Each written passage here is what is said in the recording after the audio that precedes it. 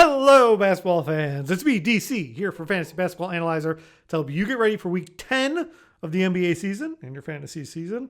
Happy Spider-Man weekend for those that care, which you should. They're a lot of fun. Spider-Man's awesome. But if you don't, anyway, we're going to break down the week 10 schedule, and we're going to start how we always do by talking about the pace and defensive efficiency. The names at the bottom and top shuffled a little bit, but they are the exact same teams that we want to attack. And when I say I want to attack, at the top of the list in the green are teams where you have favorable matchups because they play at a faster pace and worse defensive efficiency.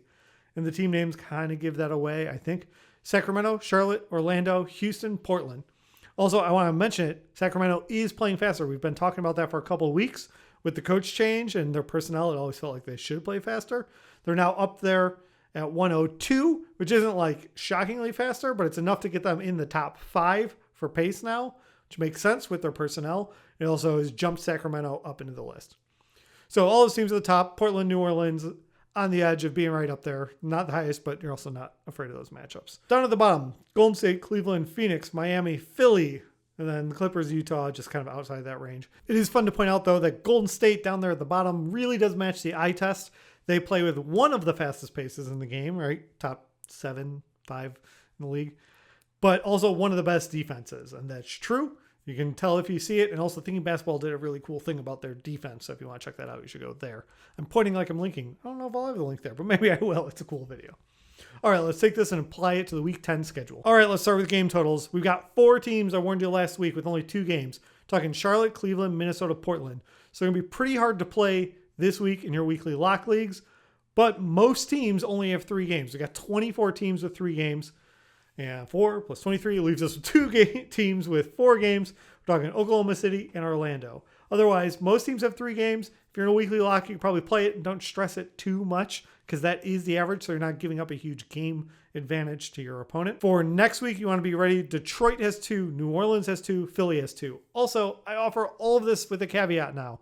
We aren't back to where it was last season with a bunch of games moving, but obviously the Bulls games did get canceled, which also affected Detroit and Toronto, their opponents.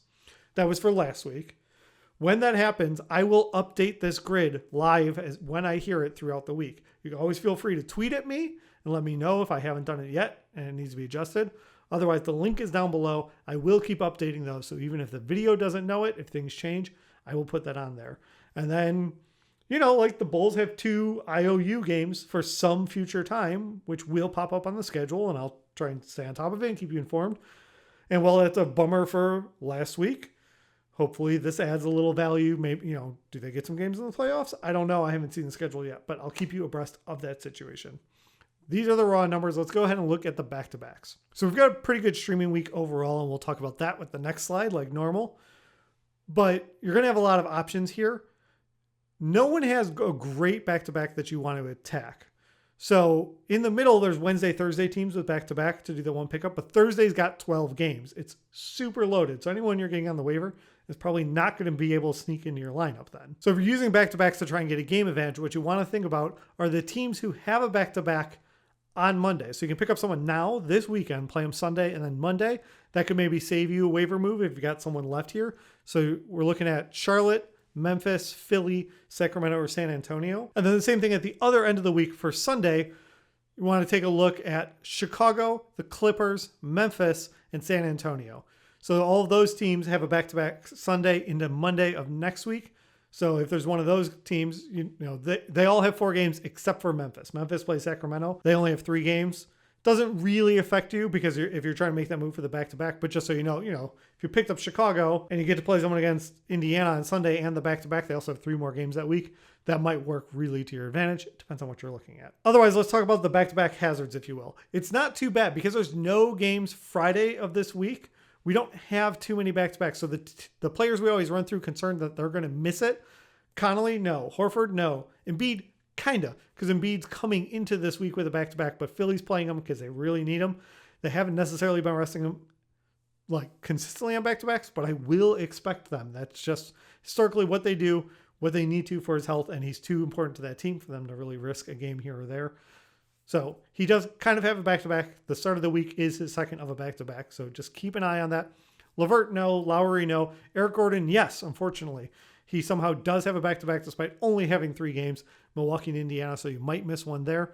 If you're lucky, it'll be against Indiana, but who knows? With the day off, maybe they won't. And then Dinwiddie, no back-to-back for the Wiz.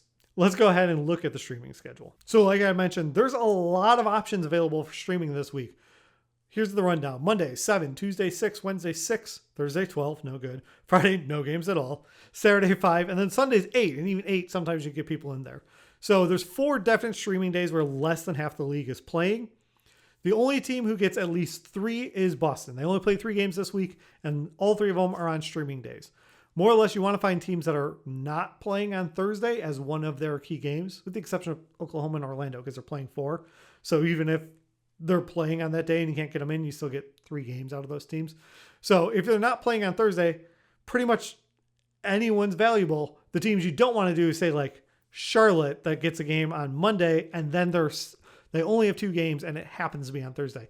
That's where you're going to really lose something. Again, all the caveats in the world, because if this changes or things get shut down as like Twitter's calling for, maybe it's different. But I work with the evidence we have. We plan for that, and then we'll adjust as it's necessary. And it's another reason why the waiver show is on Sunday, because I get as close to the action as I can in case these things change. So Boston's who you want to attack. Otherwise, my general advice is going to be look at these teams that have a front-loaded schedule. Say Chicago. They get Houston and Toronto, assuming they're healthy and assuming the games are happening. But if there's someone there, or, you got Houston, you get the Clippers, all these guys have a Monday, Wednesday game. And then I would look at any of the teams that are playing on Saturday. Saturday only has 5 games, so there's only 10 teams to pick from. So normally, if you can tell on the highlighting, I only keep the people highlighted that actually have a game, at least 2 streaming days. So like Washington down at the bottom, Tuesday, they play Brooklyn. I didn't highlight them even though they're on a streaming day because I'm trying to maximize your moves, right? There is an exception here. Golden State plays Phoenix on Saturday. I'm excited for that game. It's also streaming, so it could be interesting there. Right now, I think the newest news I saw was that Poole is now in the health and safety protocol, so maybe there's someone else on Golden State you could pick up, Otto Porter or something. I know they're not the same position, but minute-wise, they go up. Otto gets a little more run. That said, I'm talking now, trying to guess what's going on next week, Saturday. I don't know what's going to happen, and there are going to be changes between now.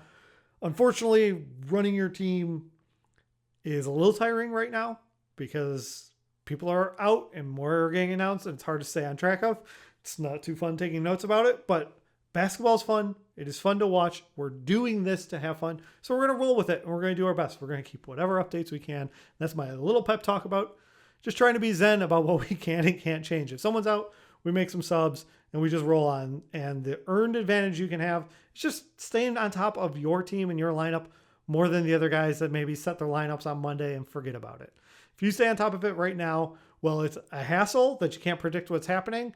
It's an advantage for you who are locked in, watching this channel, care about your fantasy team, to have an edge over other people. And for the DFS players, people coming in and out, could be a real advantage.